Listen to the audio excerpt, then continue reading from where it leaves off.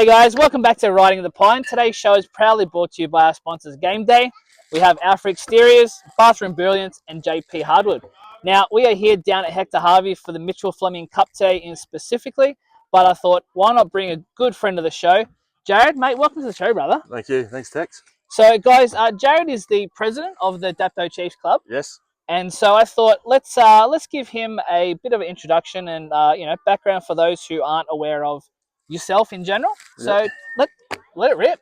So Chiefs were founded in 1953. So we're nearly coming up to our 75th year in the next couple of years, which is exciting.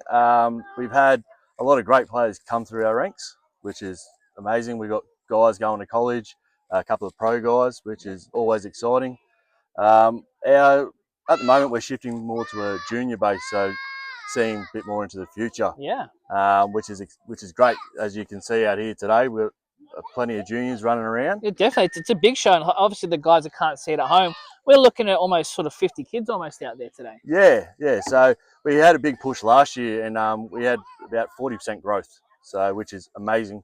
And I think the league nearly had 50% across the board. So that's massive, man. Yeah. So the baseball is growing in Illawarra, which is great.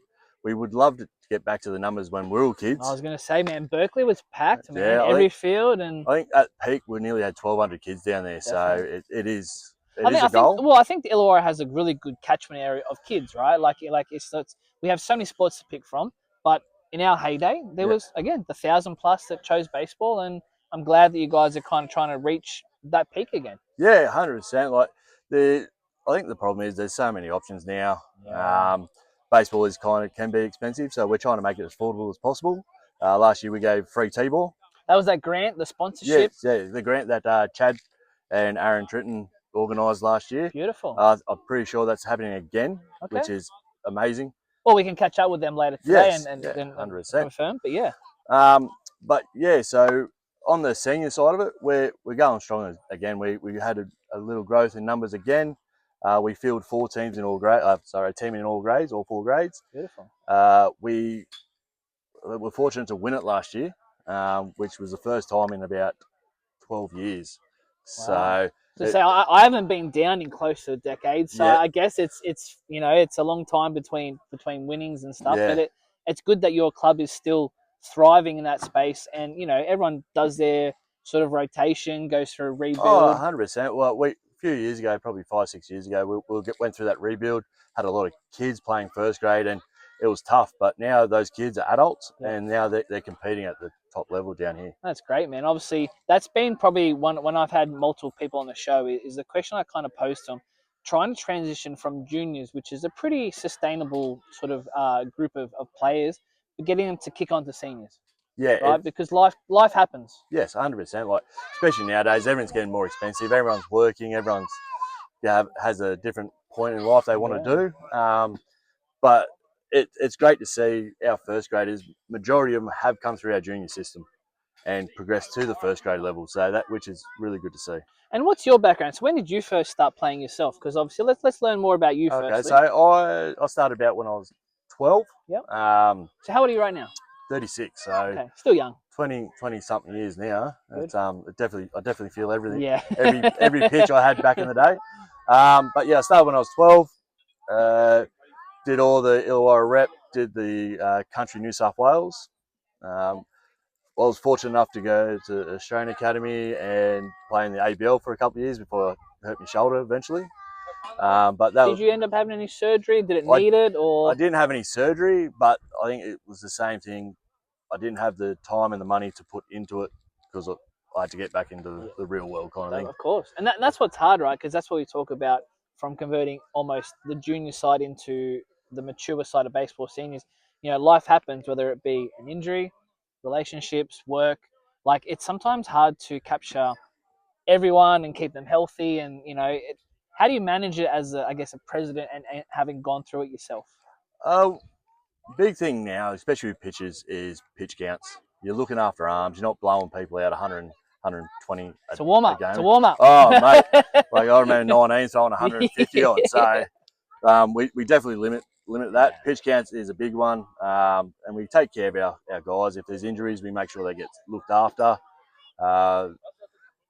it's just managing your players is a big thing now instead of just blowing people out. And I guess obviously having played through that kind of era and been injured yourself, and you kind of want to prevent that happening, as well as we have more information now, more understanding of physios, as I said, yeah, pitch count limits, how to sort of look after players and sort of just prolong their career a bit better. yeah, like I'd give anything to be able to throw the way I used to, 100%. And I push that onto all kids even from a young age. So we're very big into the what is it called, the prehab, like make sure you do all the TheraBand work and all. Well, I use Driveline specifically, yeah, and obviously I'll be honest, like as someone who's pushing 40 myself, the Driveline balls helped me in the warming up stage. Like I kid you not, when that sun went away, winter come around, I cringed at wanting to warm up, pitch at night, those midweek games. I'm Yeah. like, but then I think it was like my young 30s, I got put onto these Driveline balls, like the weighted balls, right? Okay. And so I purchased them through a physio therapist who also does the Cronulla Sharks baseball. And just warming up with these balls, honestly, man, after like, it almost felt like I could go straight from throwing these weighted balls straight to start the game. Okay. Because it kind of builds that weight up, allowing you to kind of go through your action and just build it up nicely. And then when you go, so there's 4 balls, 4 different weights.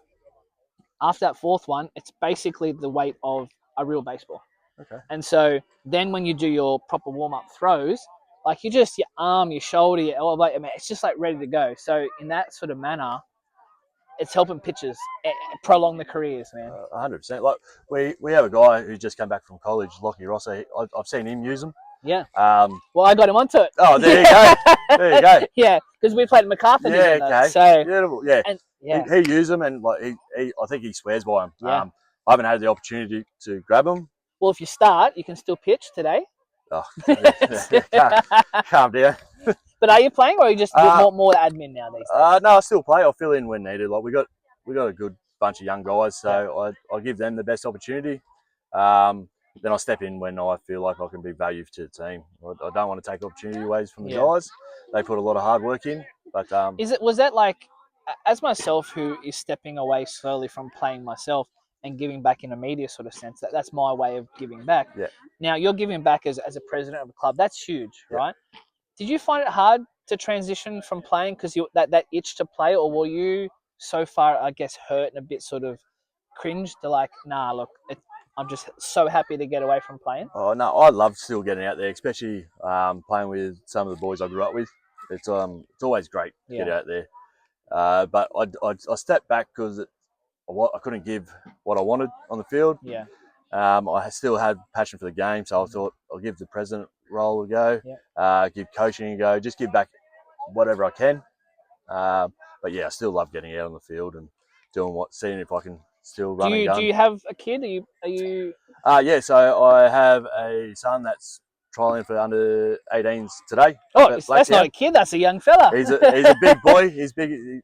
Once he turned 16, he picked me for height. So he's going up there for the first time trialing for country, which is that's right. exciting. The AYCs are this weekend. That's right. They're doing all their testing today. So I hope he goes well. He's coming off an injury. Okay. But because he didn't play down at the 16-18s country. No, he did an injury here. He dislocated his shoulder diving for a ball, which is never great. 3 weeks out leading to a tournament. No. So, but you're hard because he gave max effort. Oh, 100%.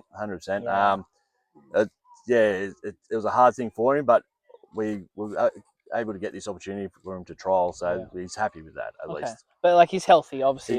He wouldn't be up there, pushing through an injury. No, he's back. He got the all clear from physio. He's got back in the gym trying to build up strength.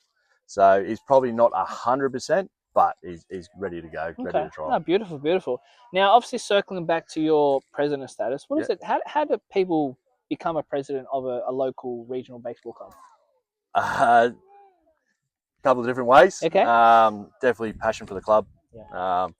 It's also being the right person in the right time. I only asked because I recently came from the women's country champs where a fellow local, Jess Thompson, who used to Yes. be down here in Illawarra. She's now the president of Belmont Baseball Club. Okay. Yeah. So, it's good to see younger faces who are in I guess, a high admin role of the club, right? Yeah. Because, generally when we were playing, we had older people doing the admin stuff, Yes. and obviously life goes on and they have to be replaced eventually, whether it's, for whatever reason. So timing is one thing, Yes. right? Now, is it just also a matter of going through like AGMs? Is it like putting your hand up? How do we? I first jumped on in just a role of helping out, just seeing what it's all about, seeing if I could do it. Yep. Then, so that was for 1 year. Then the second year, things happened with the old president, wasn't able to do it. I was like, we'll give it a go. Yep. I had the support of my partner, Lucy, who's been on boards previously through rugby league. So having that behind me was a massive help. So it gave you, I guess, a bit of, off the field advice to kind of how to run things a bit structured. Yeah, she knew the structure, how clubs are meant to run, knew the way meetings were meant to run, and to be honest, she brought some great ideas to the club that we've implemented and has been an absolute success. So. And what's, I guess, been one of your biggest challenges being as president? Is it trying to bring something like a new idea, a new focus? Biggest challenge at the moment, we're trying to do or trying to work with the government and try and get funding to upgrade our facility. The things you got to jump through, the hoops, can be challenging and a little bit hard to understand. They are a very long process. Do they, like, when things don't happen to go your way, do they give you a good enough explanation as to how to do it better, or you just got to wait your turn to maybe share between other sports in the Illawarra?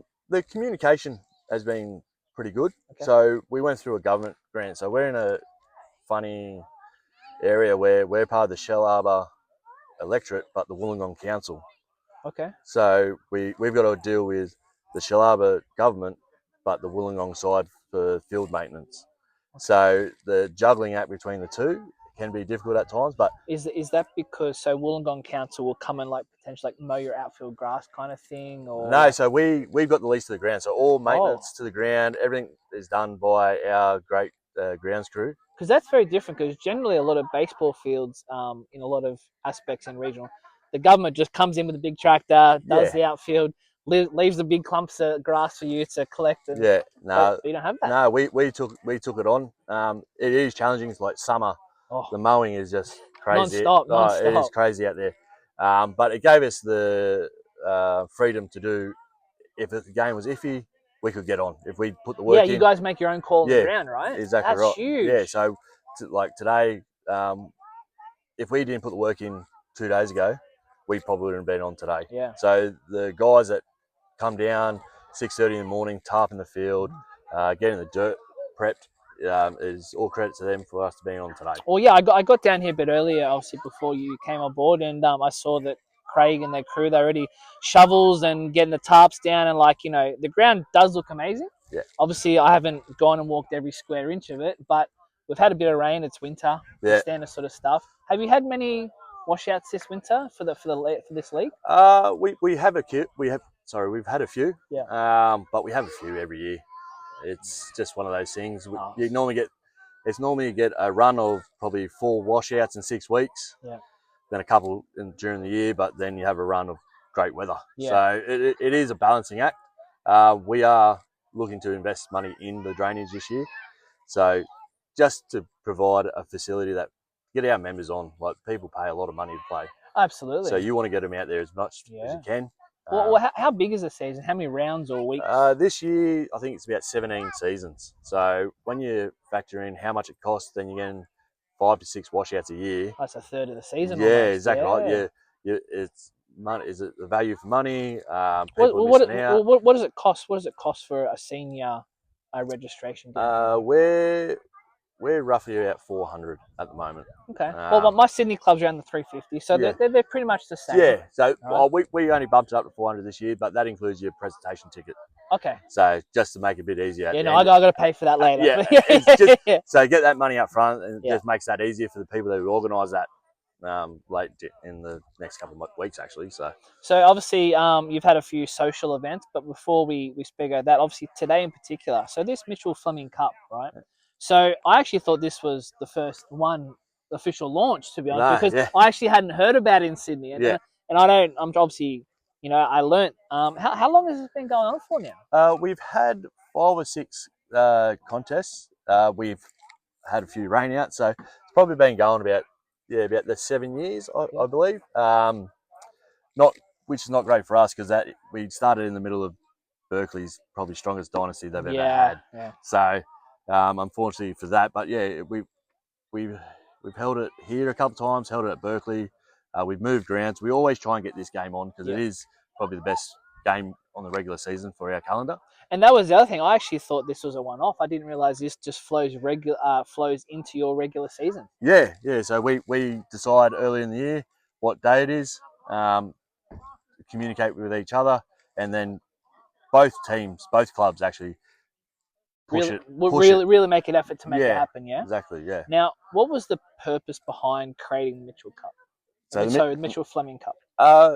Well, it's 2 families that have done so much for our clubs. Like Walker, Warren Fleming started Berkeley. He was the founder of the club. Then you've had Troy Fleming, who was a part of the club for many years. I think he only just retired last year. Then his young bloke played as well. Then on our side, we had the Mitchell brothers, who come down from Campbelltown.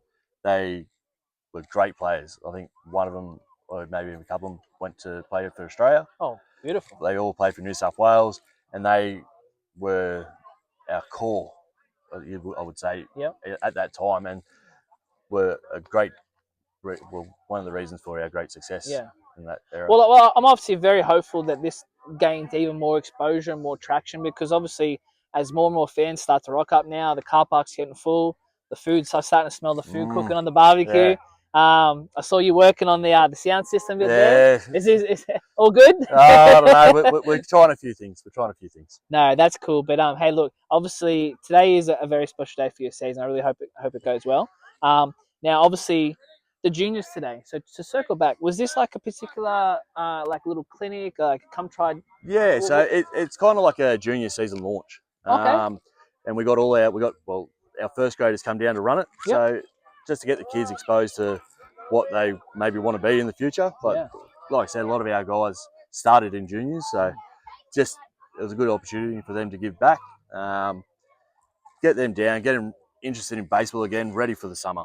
It was just try and get that word out, try and get them going. Shake off the winter rust. Get the parents in the sun, get a bit of fresh air to the kids and stuff. And look, it's been fun. A lot of them are just like it's different.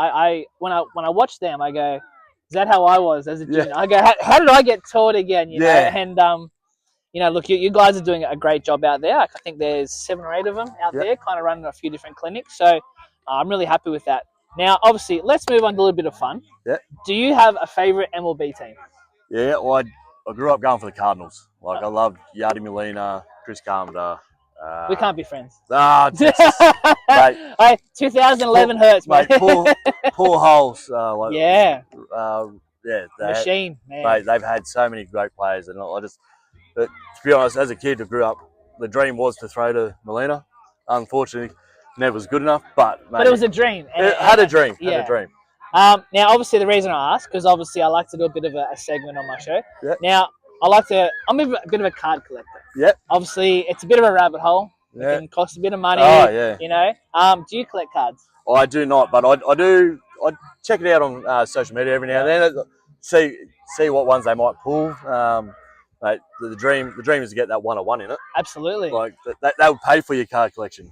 1-1. I've never seen one in my hands myself, but I definitely feel that on card breaking websites and see, man, I just love one. 100%. Well, I have a good idea. Why don't we get our cameraman Matty to swing over? Matty, and let's see if we can pull a 1-1. So, get the camera to come up here, and we'll have a look. So, obviously, as the fans know, we are chasing the 1-1 patch. So when players go into their debut in MLB, they get a bit of sort of like this, but like it's a stick on, right? Yeah. So it says MLB debut, and then obviously once that game's over, it gets sent to Tops, and they'll put it in a card. Yeah. So as a guest, you get to go first. So let's see what you rip in. Here we go.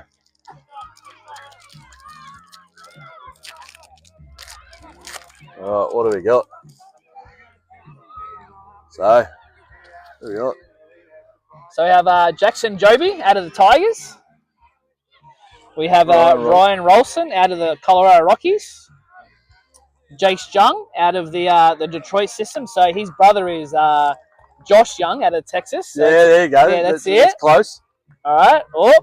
We have Dalton Rushing out of the Dodgers. He's not so popular at the moment. No. He hasn't got the best name. He's a rough player. Oh, you'd never shake off Atani, would you? No, no, definitely not. All right, what else we got? We have a K. Brian Hayes out of the Reds. Nice, in a refractor.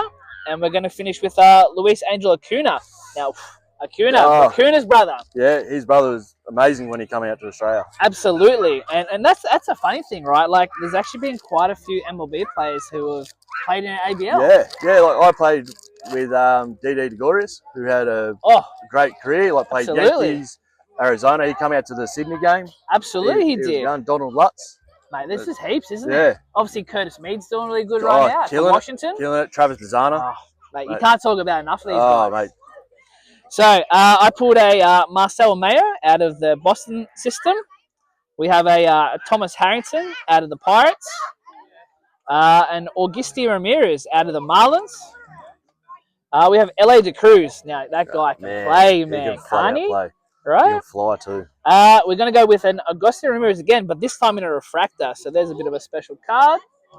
And we're going to finish with a Tyler McGill out of the Mets. So no Super 101s, I'm sorry. Your luck isn't there. Yeah. I'll try with the next guest. Yeah, 100%. You never know. No, for sure.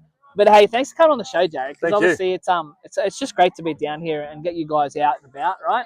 Obviously, I got fans coming to the show, so they love the horns on the show. Yeah, that's it. But hey, look, guys, the game will be live streamed on the Live Aussie Baseball website at 1:30 this afternoon. The setup's still going. I'll just be grabbing a few extra guests in the meantime. But till then, shout out to our sponsors, Game Day, JPM, Bathroom Brilliance, and also Alpha Exteriors. And stay tuned for our next show. Thank you. See you later. Thanks, Tex. Cheers, brother. Cheers, mate.